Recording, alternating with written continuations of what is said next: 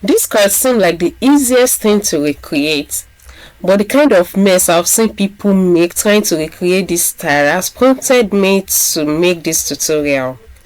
In this video, I'll be showing you how to recreate this skirt to get this exact same fit using the pattern drafting method. I will also be dropping tips on how to do the same with the freehand method. If that sounds like what you would like to learn, please watch this video to the end so you don't make a mistake the next time you are drafting this beautiful skirt. And without wasting much time, let's get right into the video. First thing first, let's draft the basic skirt pattern. We will mark our waistline, hip line, knee line, and also the desired skirt length we need. The tip of the paper serves as my waistline. 8 inches down from there is the hip line, then the knee line according to your measurements, and finally the length of the skirt, however long you want it. I want mine just below my knee. That's why the distance between my knee and the hem is not that much. Take your round waist measurements plus that, and then on the hip line, your round hip measurement divided by 4. Transfer the same measurement to your knee line and then to your hem line. We are not shaping this. And then midway between that will be our skirt half length. We are also marking it. For me, it's 18, and that's where our fullness will start from. Back to our waistline, measure your dart length. In my case, it's 6 inches. And then half an inch to the left and right of these dart points. That's what I just marked here. And then I'm connecting the side seams from waist to hip, and then with a straight line down to our hemline.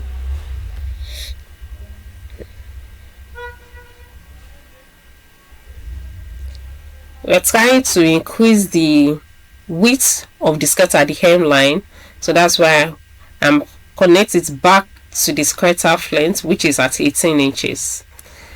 For us to avoid the sharp edge, it's curved upwards by half an inch. To get the fullness, measure a straight line from the dart end to the hem.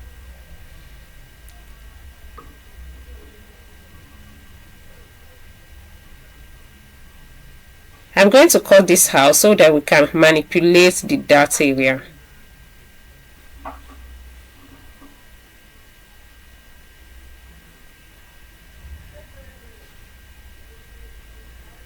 If you notice, this skirt is not just an A-line skirt. It has fullness not just by the side like I have done here, but also at the center. And that's why I'm slashing through the dart line here so as to transfer the fullness to the hem. So slash through to the dart points and then open up the darts, close up the darts, sorry. Closing up the darts gives room to the hem of the skirt, so the skirt is fuller at the hem now. And that's just about it. I'm placing it back on another paper so as to keep the slashes in place. So I'm going to gum it to this paper now. In this case, I'm taping it. I don't have my gum ready.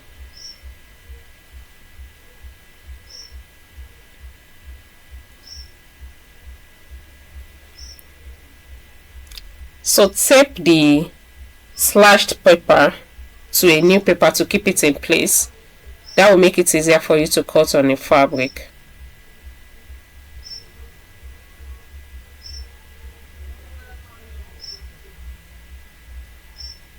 If you have your gum handy, I prefer using gum to this, but on the day I made this pattern I was not with my gum, so I had to improvise with this tape.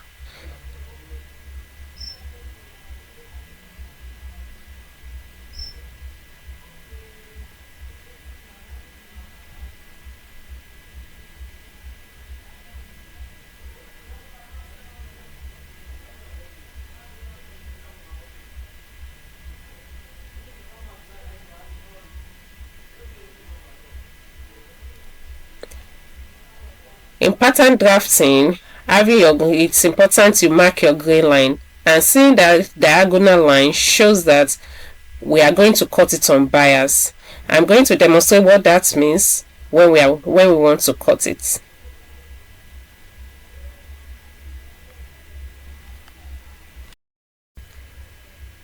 Cut out. One thing you will notice about this skirt is that it does not have a band. It's just smooth from waist to hem.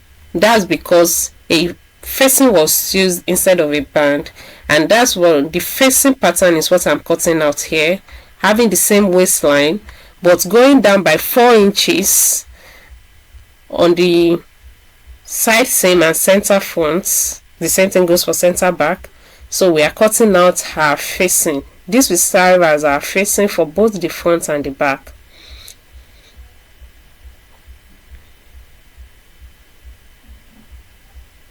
We are to cut this on fold. Also, it's going to be cut on bias. Let me know in the comment section how this video has been of value to you. Kindly like, share and subscribe. Share to others so that they can also benefit from this, and subscribe so that you can also get notified the next time I upload valuable videos like this. Unlike when we are cutting a normal straight skirt, we are going to fold this fabric at a 45 degrees angle. So we are not going to cut it straight like this, like selvedge to selvedge, but rather we are going to fold using the tip at a 45 degrees angle. You notice that the folding is like a triangle. That's what it means to cut on bias. That's the part that is most stretchy on any fabric. So instead of folding it straight, we fold it diagonally, and that's why you have that diagonal gray line indication on the pattern. So cutting it like this will give it that free, easy flow you saw in the skirts.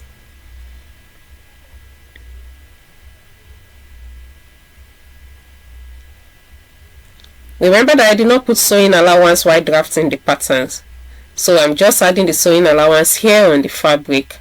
So there I have 1 inch sewing allowance by the side seam and half an inch sewing allowance around the waist to join the facing inwards.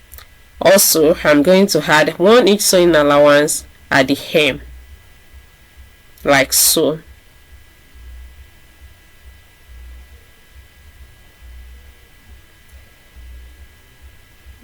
Another thing you notice is that this skirt does not have a zip line at the back. Instead, our zip line is going to be by the side. So we are using the same pattern for both the front and the back. Here I am cutting out the facing on the fabric.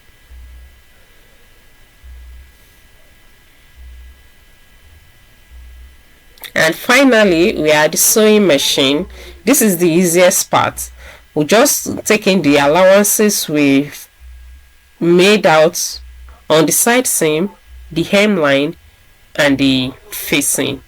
So here I am joining the front piece to the back piece using 1 inch sewing allowance as marked on the table.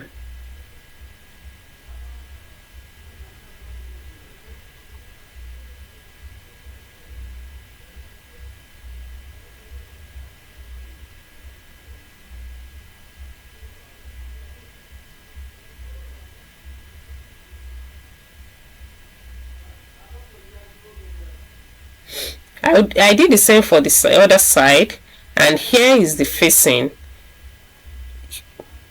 Don't forget to interface your facing with hairstay. That gives it structure and it makes it relax well on the inner part. So I have interfaced mine with hairstay and joined it on the side seam equally, like so.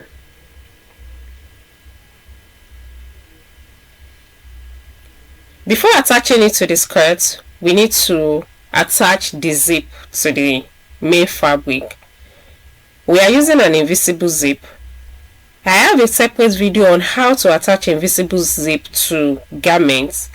I will link it in the description box. Also, I will link it up here. Kindly check it before you continue. Here, I'm done fixing this zip to the main skirt. All we have to do now is just to attach the facing to the main skirts like I'm doing here.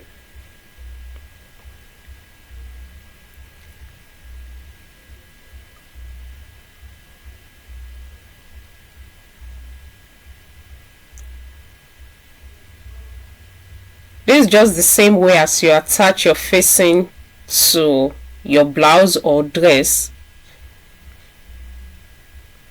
Right side to right side after fixing the zip.